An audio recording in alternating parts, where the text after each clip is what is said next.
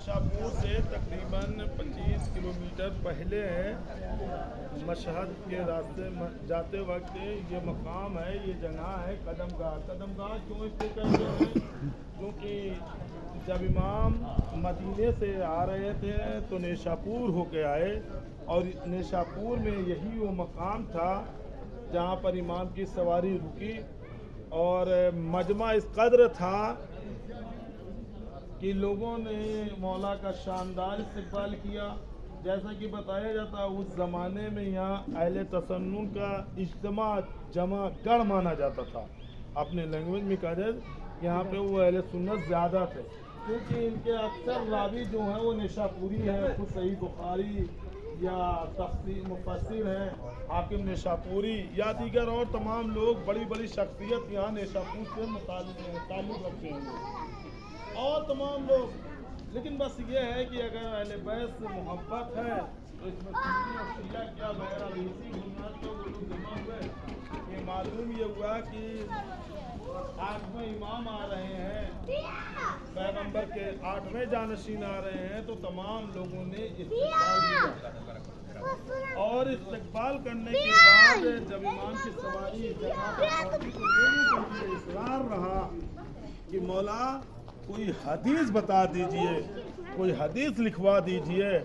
ایسے نہیں، جو ہزاروں کا مجمع تھا تو تمام لوگوں کے ایک اصرار ہے، کوئی حدیث ایسی لکھائیے کہ جو ہمارے دنیا میں بھی کام آئے اور آخرت میں بھی کام آئے۔ مولا جو فرماتے وہ حدیث، کیونکہ حدیث کی ڈیفینیشن اور تعریف یہی ہے، قول معصوم، فعل معصوم اور تقریر معصوم۔ معصوم جو فرما دے وہ حدیث ہے، قول معصوم جو عمل انجام دیں گے وہ، اور تقریر معصوم کی بھی۔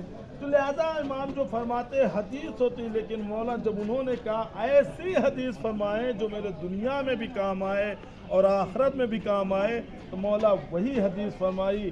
سب سے پہلے انسان کے لیے فائدہ بخش کیا ہے؟ وہ دائرہ اسلام میں آنا پڑے گا، مسلمان ہونا پڑے گا، اور جب وہ دائرہ اسلام میں آ جائے گا پھر اس کے بعد اس کی دنیا بھی کامیاب ہے اور آخرت بھی کامیاب ہوگی۔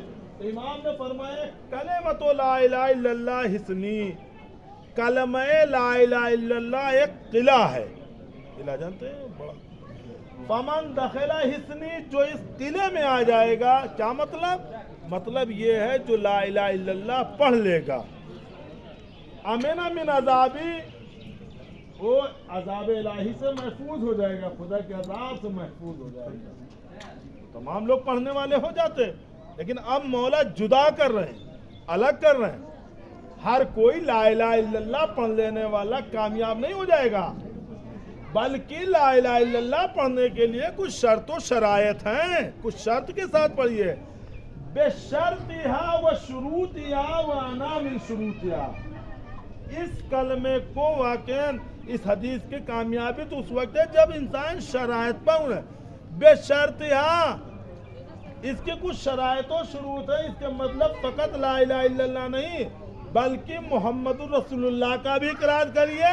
وَأَنَا مِن شُرُوطِهَا، ان شرطوں میں سے ہم ایک شرط ہے علی کی ولایت کا بھی اقرار کیجئے، چونکہ ایک علی بھی یہاں پر وارد ہوا تھا، 8ویں امام کا خود نام علی ہے۔ اور یہی نہیں، اس علی کی ولایت کے ساتھ ساتھ مولا کائنات کی ولایت کا بھی اقرار کیجئے، ائمہ معصومین کو بھی مانیے۔ صلوات پڑھیں محمد